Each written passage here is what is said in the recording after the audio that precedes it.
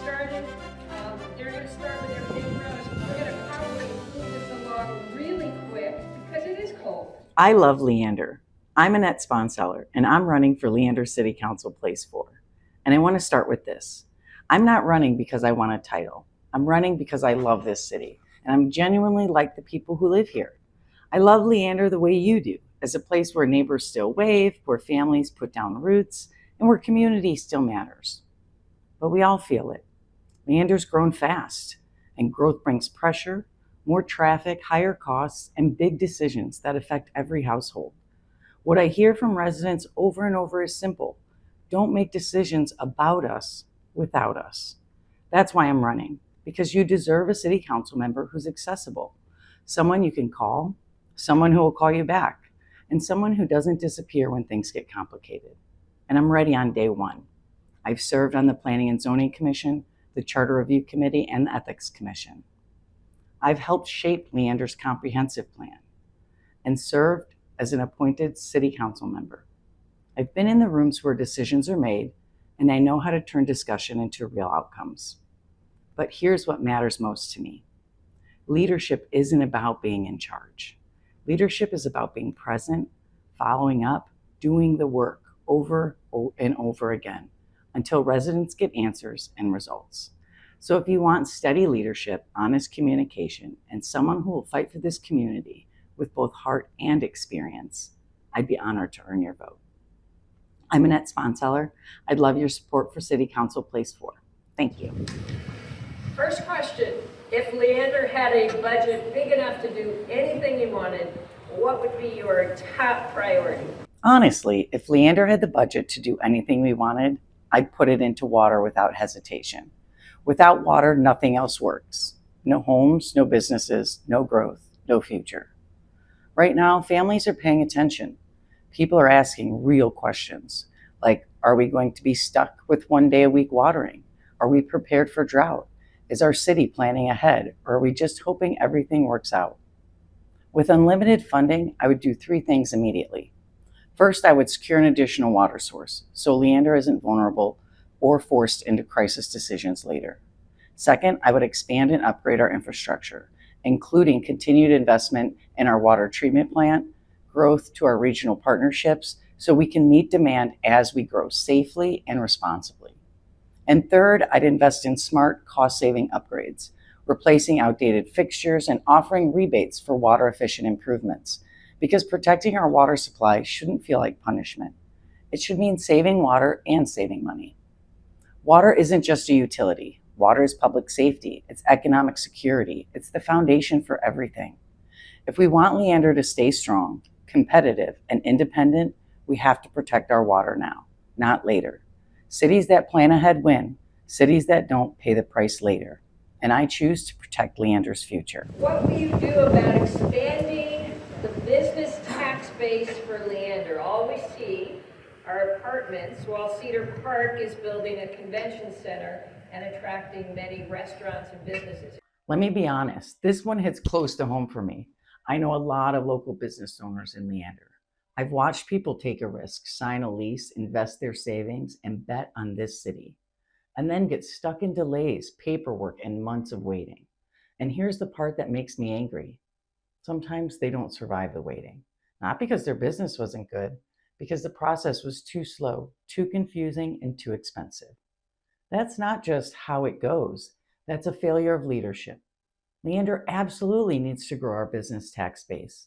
We need more jobs, more opportunity, and a stronger local economy. But we can't build by only rolling out the red carpet for big national chains, while our neighbors' businesses struggle or close altogether. So if I'm elected, I'm going to do 2 things. First, I want to create a small business liaison, someone whose job it is to help business owners cut through the red tape, get answers quickly, and open on time. Because every month the business is delayed, they're still paying rent, utilities, insurance, payroll, real money. Second, I'm going to push for economic development policies that actually support local entrepreneurs, not just the big brands with the biggest budgets. Because when small businesses win, Leander wins. Our economy grows, our tax base grows, our community stays strong, and most importantly, we keep Leander feeling like Leander. Next question. At the city council workshop held June 25th, 2025, there was a $750 million bond that was discussed. Where do you stand on asking Leander voters to approve this kind of bond and debt? When I hear a number like $750 million, my first reaction is simple: protect the taxpayer. This is a massive amount of debt, and I'm not going to treat it like a casual decision. I'm not automatically for a bond that size, and I'm not automatically against it either. But I am firmly against asking families to take on that kind of long-term costs without clear proof, clear priorities, and clear accountability. Because bonds aren't free money. Every dollar borrowed gets paid back by Leander residents through our taxes over many years. So before I would ever support something that big, I want a resident-led bond committee involved. I want city staff to show the community a plan that answers basic questions. What exactly are we building? What problem does it solve? What happens if we don't do it? What does it cost taxpayers year by year? And how do we know the city will deliver what it promised? Most importantly, voters deserve the final say. It's your money. You should never be asked to sign a blank check. Leander's growing, and we do need a plan. But growth without transparency and accountability is how taxpayers get stuck, paying for projects that go over budget, take too long, or don't deliver what was promised. I bring experience looking at budgets, working with data, and serving in city leadership roles where outcomes and accountability matter. If we're going to talk about $750 million in debt, we need serious leadership that's prepared to ask hard questions and protect the people paying the bill. That's where I stand. Plan ahead, be transparent, earn public trust, and never forget who's funding it.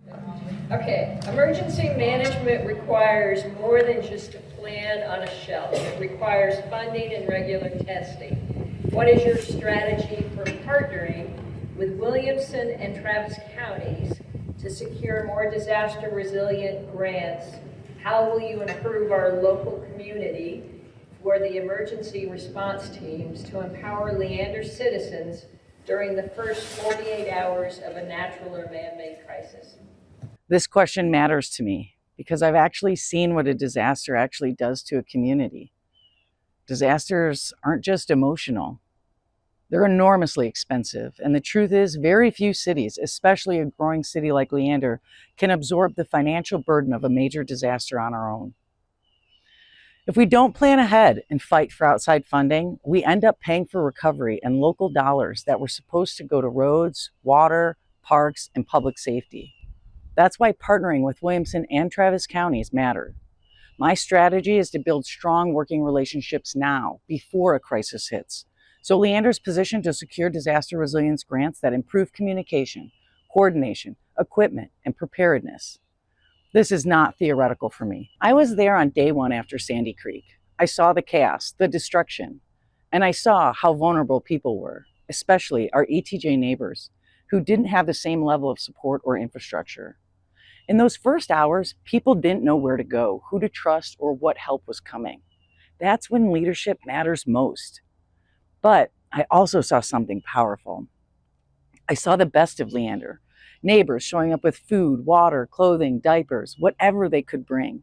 People stepped up because they had to, and that experience changed me. It made me think bigger about what dignity looks like after a disaster.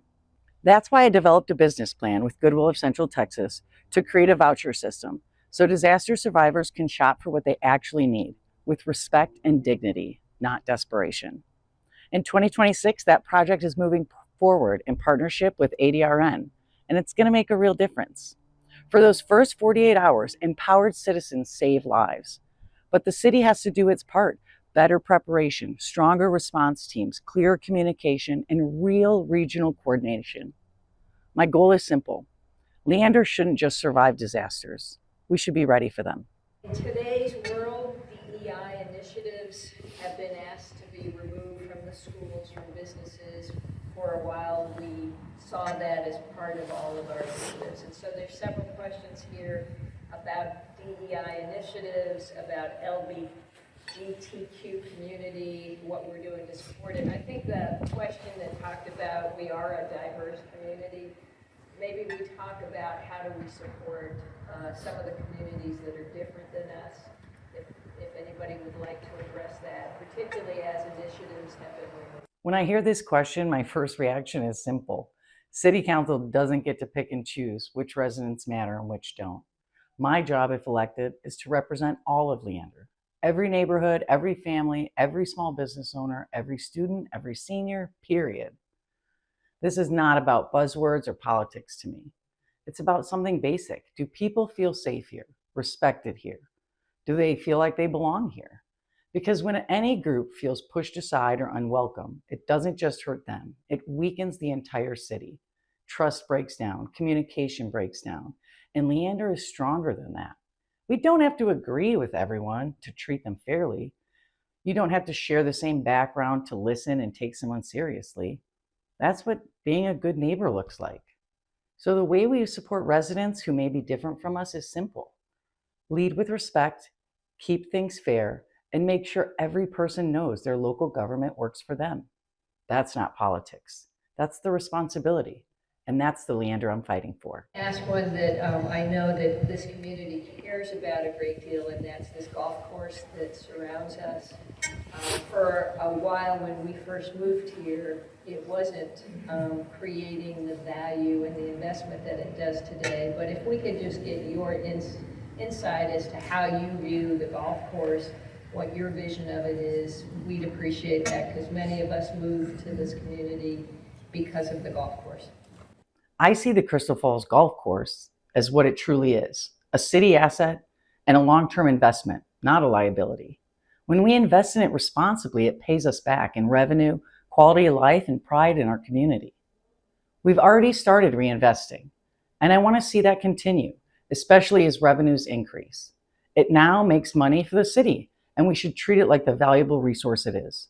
Residents have heard about major upgrades, new greens, tee boxes, fairway leveling for years. These improvements matter, and they should happen. But what matters just as much is honesty and real progress in the meantime. There's also lower cost fixes we can implement now to improve playability and the overall experience, while being transparent about timelines and funding for those larger projects. People deserve to know what's coming, when it's coming, and how their city is protecting an asset they value. And I want residents to know this too. I'm a phone call away. If you have ideas, concerns, or simply want an update on where we are with the golf course, I'm willing to talk with you at any time. Smart reinvestment, clear communication, and accountability. That's how we preserve what works, improve what doesn't, and ensure Crystal Falls Golf Course remains an asset Leander can be proud of.